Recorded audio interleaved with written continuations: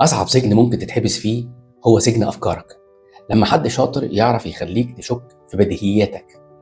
مثلا يا صديقي صاحب شخصية اللون الأزرق التحليلي، لو إنك واخد قرار صح 100% ومبني على أرقام حقيقية، بس بيجيلك متلاعب بوش الناصح الأمين ويبدأ يرمي لك أسئلة شكلها ذكي جدا بس هدفها إنها تتوهك وتلففك حوالين نفسك.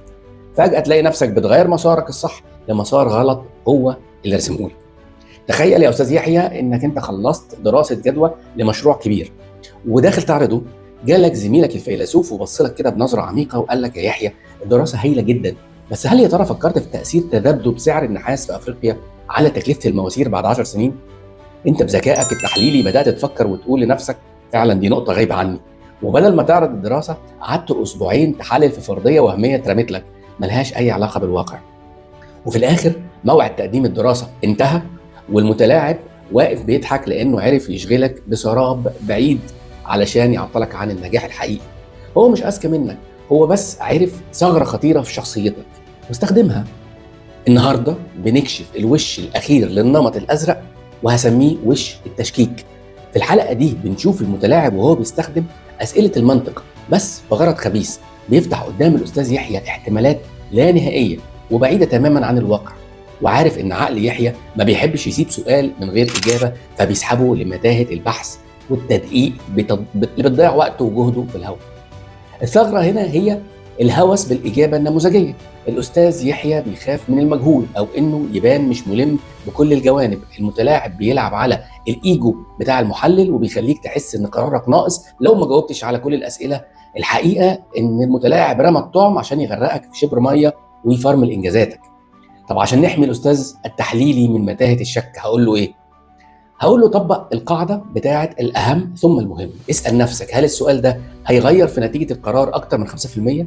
لو الاجابه لا، يبقى ده تشويش. قاعده الثقه في الارقام: خليك واثق ان البيانات الحاليه اللي توفرت ليك هي الافضل للقرار في الوقت الحالي. مفيش قرار في العالم بيغطي 100% من الاحتمالات المستقبليه. اخيرا، قاعده رد السؤال بسؤال. لما زميل يرمي لك فرضيه وهميه قول له: دي نقطة مثيرة للاهتمام، بس ايه المؤشرات الاقتصادية اللي عندك بتأكد احتمالية ان ده ممكن يحصل؟ خليه هو اللي يثبت كلامه مش انت اللي تدافع عن شغلك. المرة الجاية لما حد يحاول يشتت تفكيرك بأسئلة من بتاعة ماذا لو، قول له: دي احتمالات إحصائية ضعيفة جدا لا تستحق ان احنا نعطل التنفيذ او نوقف التحليل بتاعنا. لو عندك داتا جديدة تدعم كلامك ابعتها، غير كده احنا ماشيين حسب الخطة. اقفل المتاهة قبل ما تدخل فيها. يا أستاذ يحيى، ذكائك سلاح ذو حدين، ما تخلوش يتقلب ضدك، لأن القائد الحازم بيعرف يفرق بين النقد البناء وبين التعجيز المغلف بالمنطق. تذكر إن أحيانا الكمال ممكن يكون هو العدو الأول ليك. النهاردة خلصنا الرحلة مع شخصية النمط الأزرق بعد ما وضحنا 3 ثغرات يقدر المتلاعب يلعب بيهم معاك.